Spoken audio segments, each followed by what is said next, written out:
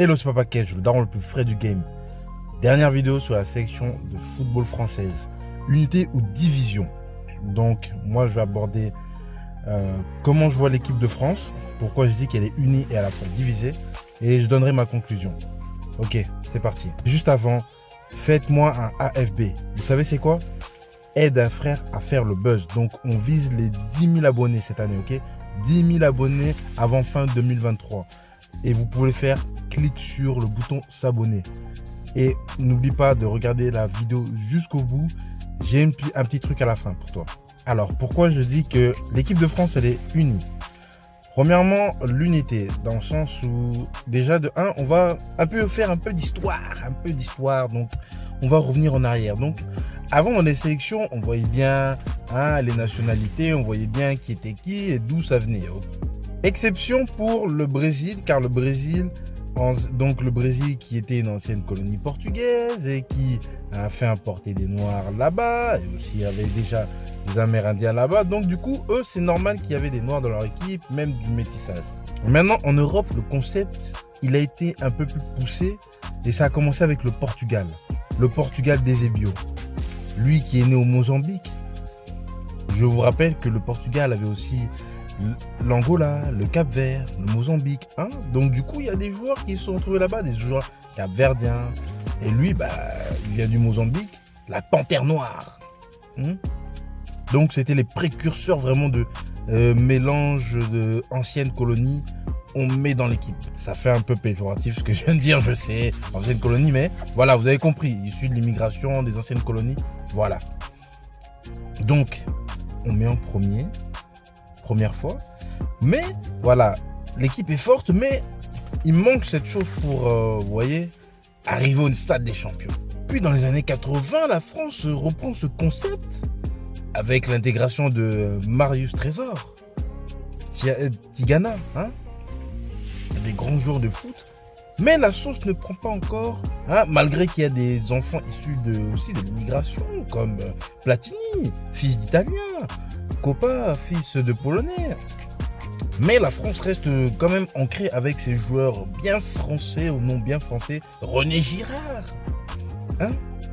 Et non bien français, bien Et voilà, après il y avait aussi des joueurs issus des Antilles. Mais voilà, après dans les années 90, il y a encore ce mélange, mais il manque encore un peu de certaines immigrations. Donc du coup, on est encore avec des Basile Boli et d'autres joueurs, voilà. Et ça reste toujours noir, blanc. Puis, Aimé Jacquet va pousser la chose vraiment en 98, donc black, blanc, beurre. Donc on se retrouve avec des Zidane, des Djorkaeff. Bon, Djorkaeff, je sais pas s'il est blanc ou je ne sais pas, mais bon. Voilà, vous avez compris. Donc du coup, qu'est-ce qui se passe? 98, on gagne. Donc le mix a réussi. Donc ça a vraiment complété la chose. Parce que même avant, il y avait aussi les Pays-Bas, mais ils n'ont pas été champions. Ils sont peut-être arrivés avec la finale. Ils sont peut-être arrivés en finale, mais ils n'ont pas gagné. Donc 98, l'apogée de cette union. Puis 2000, l'euro, ça continue. Mais 2002, l'échec, la malédiction. Et du coup, petite remise en question, même si en fait c'était les choix du coach et les joueurs qui n'étaient pas chauds. 2004, la disette. Puis 2006. 2006, on revient encore aux bases. Et on arrive finaliste. Malgré que nous perdons avec classe, nous arrivons finalistes. Période de disette incroyable avec... voilà, des joueurs qui passaient. Voilà, il n'y avait plus vraiment. Moi, je trouvais que après 2006, l'équipe de France était trop moyenne. Vraiment, c'était. Voilà. On ressemblait à l'Angleterre d'aujourd'hui. Et après le paroxysme du mélange qui se mélangeait plus comme il fallait, 2010, Coupe du Monde Afrique du Sud. Et là, vraiment, l'hécatombe. Du coup, il y a un changement qui se refait. Mais ça, on en parlera par rapport à la division. Mais juste avant. Et après, on repart sur l'Euro 2016. La sauce reprend. Le mélange reprend. Mais on arrive encore finaliste. Nous perdons face au Portugal. Puis 2018. Là, le ciment est colmaté sur l'Union. Vraiment. Donc, nous gagnons 2018. Nous gagnons. 2020, il y a une petite bavure. Et puis 2021, la Ligue des Nations. Mais, voilà. De tout temps, l'équipe de France a toujours été unie, malgré ses différences pour certains joueurs, les origines et tout. Mais, voilà. Les joueurs en question, qui étaient issus d'immigration, prenaient le maillot de l'équipe de France. Certains par amour du pays, d'autres aussi, on va dire, par opportunisme, mais la plupart, c'est vraiment par amour du pays en tant que reconnaissance. Parce que même si on aime nos pays d'origine, voilà, nous sommes reconnaissants envers le pays qui nous a permis de pouvoir arriver à ce niveau-là. Le pays qui a accueilli nos parents. Donc les représenter, c'est tout à fait normal. Mais, il y a un mais. Le problème, c'est que ça aussi, ça crée de la division. Et de la division, ça crée de la division, certes, en interne. Bon, elle n'est pas très très visible. Elle n'est pas exagérée comme la division qu'il y a dans le peuple. Et là, dans le peuple, il y a une vraie division. Pourquoi? Premièrement, je veux que vous vous mettez dans le contexte de quelqu'un qui habite au fin fond de la France, qui a vu son équipe, et surtout ceux qui sont nés, allez, on va dire dans les années 50, ou des vieux. Déjà, on va commencer par la catégorie des vieux. Vous voyez votre équipe, voilà, toujours blanche. D'un seul coup, il y a une intégration d'un joueur noir. Tu dis, bon, il vient des Antilles, allez, il joue bien, bon, allez, voilà. Puis quelqu'un qui est issu d'immigration africaine, tu dis, bon, il est intégré, bon, ça va, ça reste assez français, il y a mes bons vieux noms français, voilà. D'un seul coup, wow, tu dis, il y a beaucoup de noirs là, il y a beaucoup de noirs, il y a beaucoup de noirs, il y a un maghrébin par-ci par-là. Yes, ça commence à être bizarre ça, hein. Et dans les autres sélections, à part l'Angleterre, la Belgique, ou l'Allemagne, voilà. Hein. Et après, il y a une année où, carrément, limite, c'est devenu une espèce rare. Les joueurs blancs, je suis désolé. C'est un peu cru ce que je dis. Mais, après, c'est niveau performance. On va pas commencer à dire, ah non, ceci, cela. Non. On choisit les meilleurs. On choisit ceux qui sont plus performants. Et si, malheureusement, c'est que des Renois et des Rebeux, bon, bah, on va pas commencer à dire, oh non, bah, parce que c'est telle couleur de peau, donc on peut pas les choisir. Non. On doit gagner une compétition, on va jouer, on doit prendre les meilleurs. L'entraîneur, il n'a pas le temps de penser de si ça. Même si je disais qu'il y avait à un moment une division, après l'époque de l'Afrique du Sud, après que la Coupe du Monde d'Afrique du Sud, on a essayé de refaire quelque chose et installer des quotas. Malheureusement sous l'ère Laurent Blanc, la Fédé a voulu faire une histoire de quotas et ils ont vu que ça a loupé parce que ça a fait des... quand l'audio est sorti, les journaux ont sorti le truc, ça a fait polémique parce qu'ils ont vu que ah non, s'il y a des quotas, si on dit des quotas et tout, en fait on va pas aller loin. Ça sert à rien d'histoire de mettre des quotas ou je sais pas quoi. Prenons la performance et regardez aujourd'hui. La performance paye. Donc, comme je disais, pour quelqu'un qui est raciste ou qui n'arrive toujours pas à assimiler que par rapport à son histoire et toutes les colonies qu'il a eues, forcément, tu vas avoir un dérivé des enfants de l'immigration et ça va atterrir dans ta société, dans le sport, dans bientôt les institutions. Bon, hein, dans les gros postes, c'est à un certain niveau, il y a un certain seuil où on peut pas encore y aller. Mais voilà. Ça s'intègre petit à petit. Et du coup, là, pour certains, je vous dis, juste imaginez-vous, vous passez de René Girard, Konaté, hein, Platini, tu passes à Mbappé, même pas Mbappé, hein, N'Golo Kanté. Donc, déjà, la prononciation, imaginez-vous, pour un Français, c'est difficile de bien dire N'Golo Kanté et pas N'Golo Kanté, hein, comme vous aimez tous dire. Tu vois le nom, tu dis, waouh, mais c'est quoi ça? Hein? Mais du coup, oui, la division aussi, ça suscite la jalousie auprès des autres équipes parce que ils voient que ça marche bien. Et du coup, j'en reviens aussi à mon problème aussi, c'est que on a un double discours, c'est-à-dire que quand tu gagnes, ce sont les joueurs français, ils sont des représentants des citoyens de la France. Leurs ancêtres étaient gaulois, c'est limite ils veulent dire ça.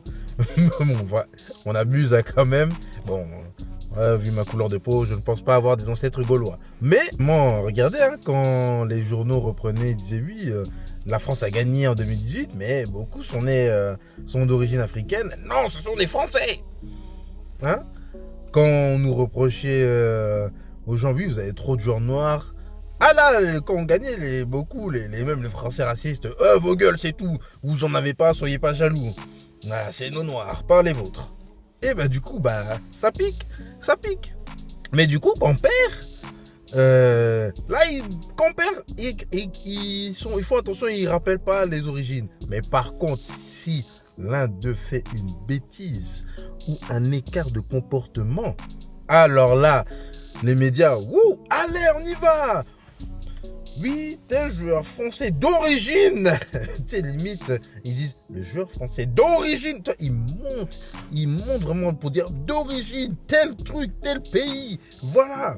Limite, des fois, s'ils peuvent s'enflammer de confession. Oh, confession religieuse, carrément. Oh, ça n'a rien à voir, là. Non. Non. Et c'est ça que aussi je reproche, hein. C'est le double discours. Et aussi, et pour les gens racistes, on a eu l'épisode où Evra nous racontait les lettres de caca qu'il recevait, que la Fédé recevait pour tel joueur, ou des courriers avec voilà les insultes sur les joueurs noirs, ou rebeux, parce que y a des gens pour qui ça passe pas. Ça passe pas, mais ça passe que dans la victoire. Et pour certains, c'est limite. Alors limite, ils font les aveugles. Hein, l'autre là, je sais plus comment il s'appelle là. Je sais plus c'est qui avait tweeté là, mais carrément, le premier but, c'était Aurélien Tchouameni. Le gars, il a nié, il a limite fait comme si le gars n'existait pas. Merci Olivier Giroud. Ah, toi aussi. Et oui, Giroud a marqué, mais au début, le premier but, c'est Aurélien Tchouameni. Donc, t'es si raciste à ce point-là que t'arrives à avoir Aurélien Tchouameni transparent. Non, respecte-toi. Donc voilà, non, il faut pas déconner. Après, ça réveille comme les Zemmour. Oui, voilà, telle équipe, est-ce qu'ils disent ceci, cela, hein? Les joueurs, si on voyait autant de joueurs noirs au Japon, mes fils, sache que le métissage est en train d'arriver là-bas au Japon, hein? Mais ça va se voir un moment. Vous allez être choqués. Mais donc voilà, moi ma conclusion, c'est que voilà, il faut qu'on dépasse ces bêtises, qu'on reste dans l'unité, que vraiment on se dise c'est notre force, tout simplement. La France, elle a créé des joueurs de fous. Notre force, c'est ça. Malgré qu'il y ait des gens issus de l'immigration, au moins ils représentent le pays. On est fiers de le faire et on est fiers d'être français. Donc on choisit le pays et on joue pour eux. Voilà. Et ça relève aussi un petit débat que je dirais, le choix des binationaux. Donc les binationaux, c'est vrai qu'ils doivent se poser la question avant de jouer pour la France et aussi faire attention à ce qu'ils font, parce que quand tu es binational, tu vois, tu as le choix. Tu peux choisir entre le pays d'origine ou le pays de nationalité. Et voilà. Et n'oubliez pas qu'à chaque écart, certains joueurs binationaux, il faut vous dire que si vous choisissez la nationalité, au moindre écart, on va vous rappeler vos origines. Tandis que si vous choisissez le pays d'origine de vos parents, si vous faites un écart, vous n'aurez rien, parce que tout simplement, fraternité quoi. Donc voilà, c'était tout pour moi. Je vous laisse. Et vraiment, merci pour vos derniers likes dans mes dernières vidéos. Continuez, lâchez pas. Blague du jour. Mesdames, avant de dire à un homme qu'il est moche, n'oubliez pas que vous êtes maquillés. Allez, je vous laisse.